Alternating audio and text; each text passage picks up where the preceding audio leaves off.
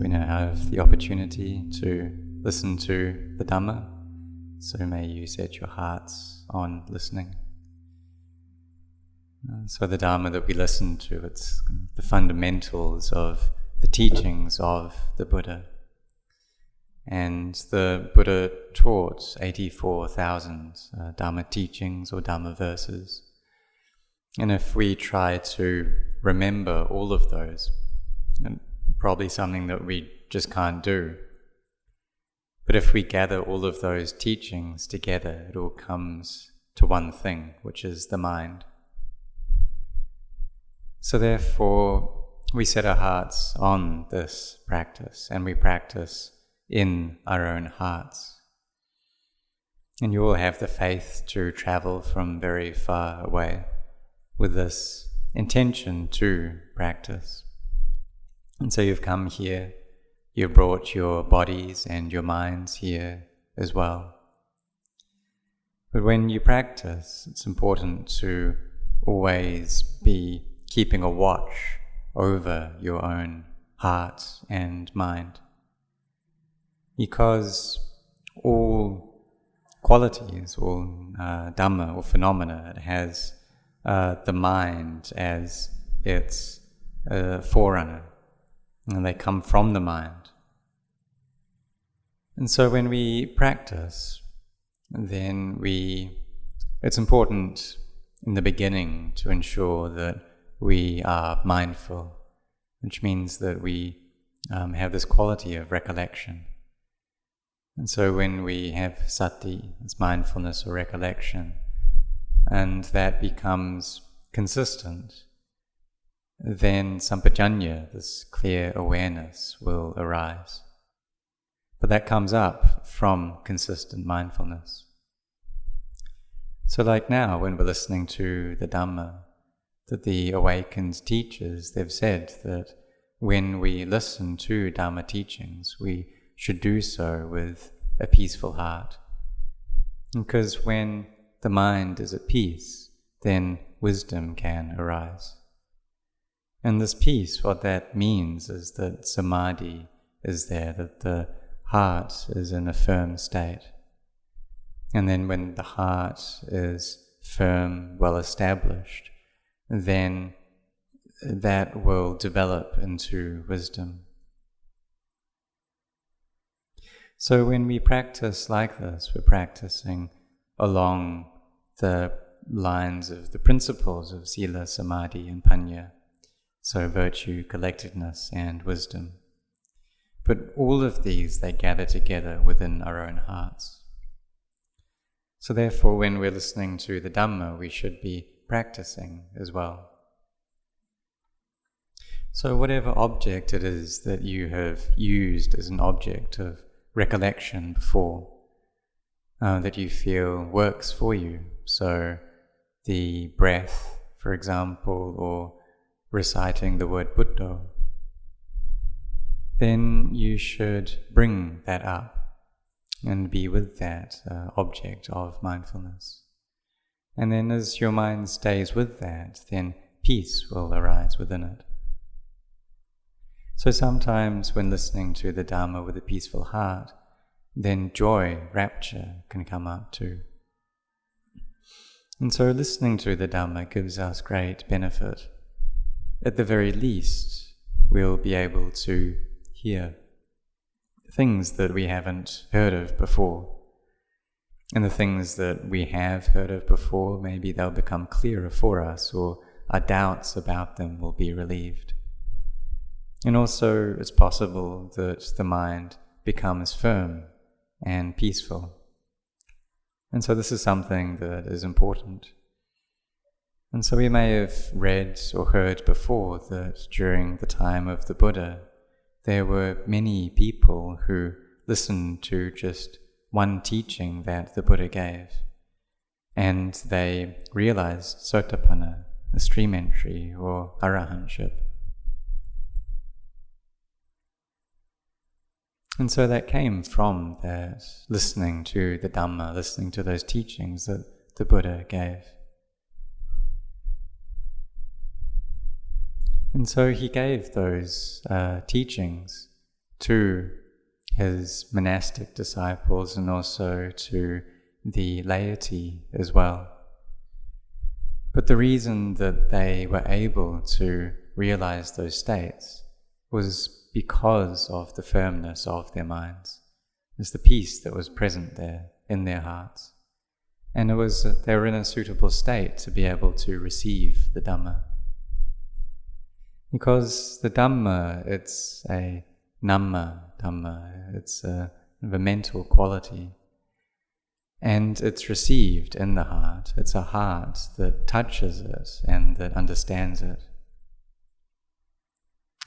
And so all of you have this faith to come and practice, and I rejoice in that you've travelled for a long way to be here, some of you over 10 hours. And for those that don't have faith, they just won't see the benefit in doing something like this. But you have this firm faith already, and then you come and you put in your effort. So you have mindfulness, you have effort in developing mindfulness, trying to recollect these wholesome qualities constantly. So when you do that, then the mind comes into samadhi, it becomes firmly established, and then wisdom can arise. And these are all things that give energy, power to the mind. So when we practice, we need to try to practice frequently and consistently. Try to make our mindfulness consistent. And if the mindfulness is consistent, then the various aramanas, sense impressions, they won't be able to gain entry into the mind. And a teaching that Venerable Ajahn Chah gave very frequently is the practices that aren't wrong. And so one of those is the restraint of the senses, of the faculties. And another is knowing what's right in terms of food. And then being awake through effort. And so we have this composure over our eyes and our ears, our nose, our tongue, our body, and our mind. And we have that composure already. We also have mindfulness and sampajanya, this clear awareness. Because if we don't have those qualities, then when we receive a sense impression, that the mind will just use that to concoct various stories. It'll give rise to liking and disliking, to happiness and suffering.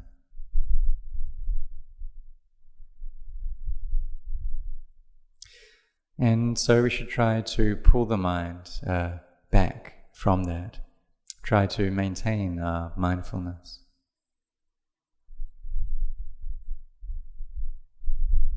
So when we talk about food, knowing enoughness in terms of food, that means that we don't eat until we're overly full, but we also don't eat too little either.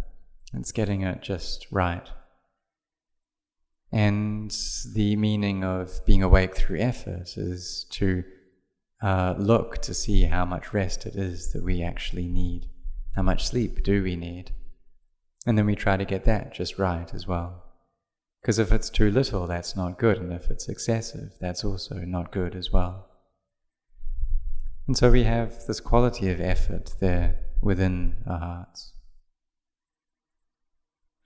So when we're here practicing in the monastery, then whatever it is that we're doing, even if you're not in formal meditation, if you're doing various activities around the monastery or you're eating, try to have your mindfulness there, be reciting your meditation word, or to have mindfulness over the body as it moves around. So as you practice like this, then these sense impressions, they won't be able to gain entry. And so be looking at your own mind as well. So when Ajahn Chah was unwell, he said that he could use his practice that he had developed before, use his peace of mind, use his samadhi, and use his wisdom to be able to look after his body. But that depended upon the practice that he had already done. Because in that state that he was in when he said that, he didn't need to practice anymore. He was already freed from suffering. But still he spoke to his disciples like this to give them energy and encouragement for them to see the importance of the practice. And so this is something that it is really important, that we've listened to these teachings already. We have faith already, so we should put them into practice. Because just faith, it's not enough, but we need effort as well. We need efforts to abandon any unskillful states that arise and to further cultivate any skillful states. The skillful states that have yet to arise, we try to bring them up, and those that have come up already, then we nurture them and look after them. Try to ensure that they flourish and they grow. Because we know, or we've heard, that having been born, that it's normal then for us to die. And some people, they're very afraid of this. They're afraid of death. But the Buddha and the awakened teachers, they say that they're afraid of birth. Because if we get born, then we'll need to go through old age and sickness and death. And that's just something normal for anything that's born. So the Buddha had us contemplate like this. Contemplate to see that having been born, that we need to go through old age, sickness and death. We need to be separated from the things that we love. And that we also are the owners of our karma and heir to our karma. And that whatever karma we create, we receive the results of that. And that too is something that's just normal for us. Because we've been born already. But having been born, what we receive is physicality and mentality. But these are all things that pass away. That even if we wanted for this body to stay around, that it just can't do that, it needs to break apart.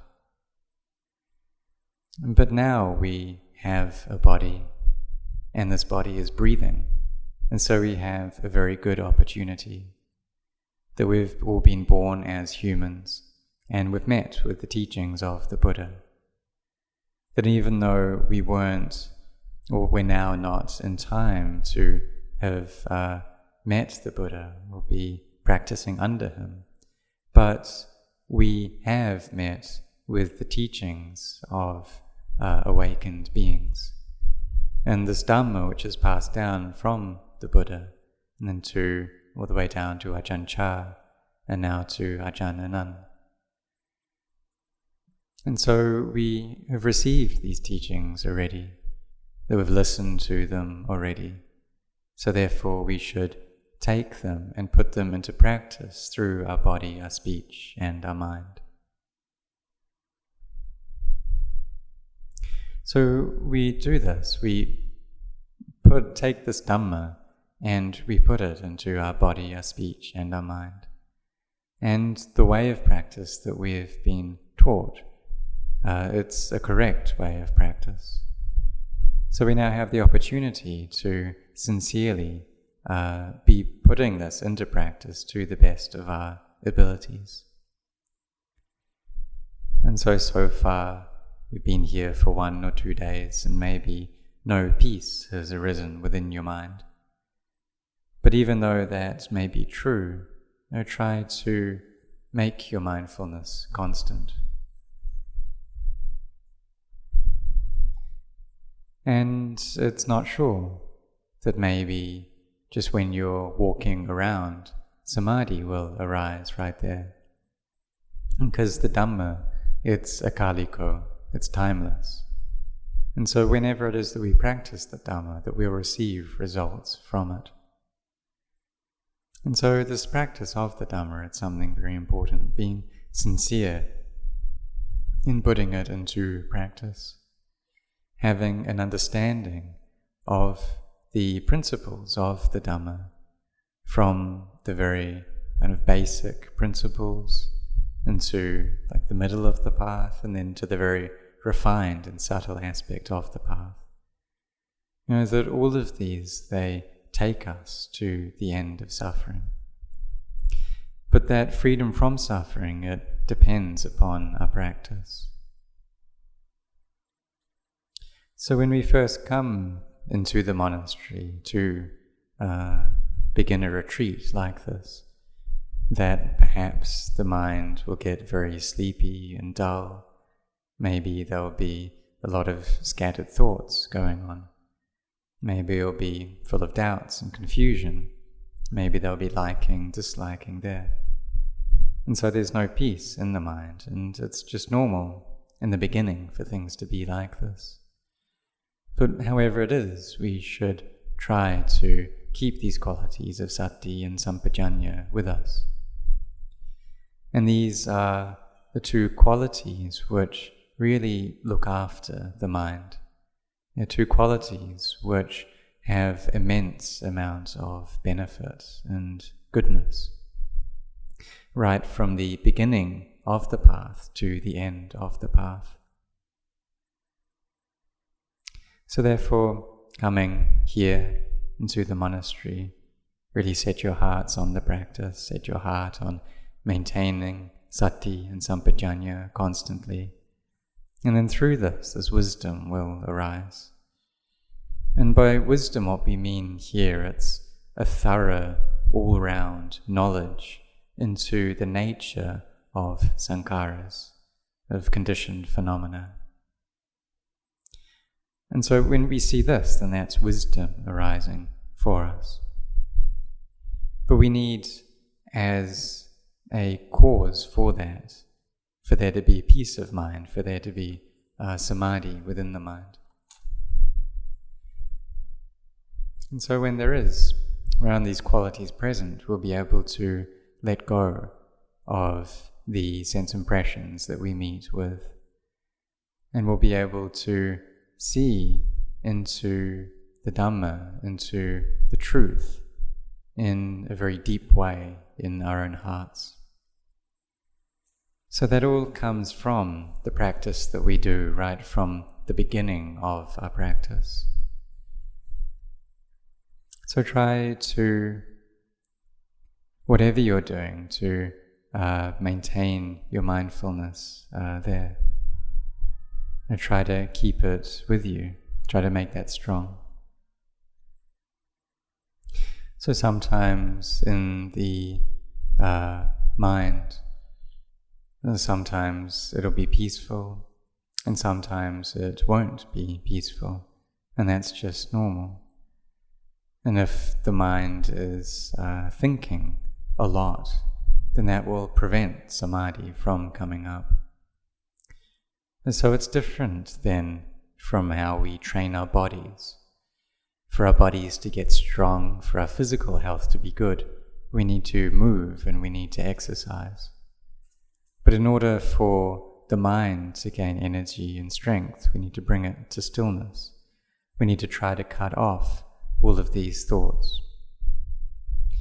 So in order to do that, we bring our mindfulness to the breath, for example, what we call anapanasati. And this is an object of meditation which is appropriate for all minds and all temperaments.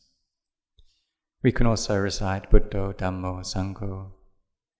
And if the mind is really scattered in those other objects, they just don't work, then we can recollect death. It's okay for us to do that we contemplate death. And so we have that mindfulness there over death, and that will help to bring the mind into the present moment, that it won't then be thinking about the past or the future. It'll be the Paccuppanna Dhamma, the Paccuppanna Citta, and so the mind here in this present moment. Because the present moment, it's something that's really significant. It's both the result of the past and it's the cause for the future as well. So therefore we should try to bring our mindfulness here into the present moment. And so when we sit in meditation, we should ask ourselves, what are our minds like right now? Are they peaceful? Are they well established? And if they're not peaceful, we should try to find an object which will help to bring it to peace, and put effort into using that object until the mind does eventually settle down. And something that Ajahn Chah taught was that when the mind enters into a state of peace and then retracts from that again, then we should use that energy that is gained in order to contemplate the nature of our conditioned bodies, to see the truth in them. We can ask ourselves, well, what about this body is me? Where am I in this body? You can separate out the four elements that comprise this body. And we can ask each of those elements, oh, where is a self within you? And they don't claim to have a self. They don't claim to be me, belong to me. It's just the four elements, that's all. It's these four different qualities that have come together. And so they come together, but then when illness arises, then they break apart again, and they disperse. So we should contemplate this, we should reflect in this way, in order for the mind to settle down. And then if it really does settle down into peace, and we contemplate the elements and the dissolution of those elements, then all that's left is emptiness. And when there's emptiness, that's all that's there, there's nothing to attach to. So it means that the mind is let go.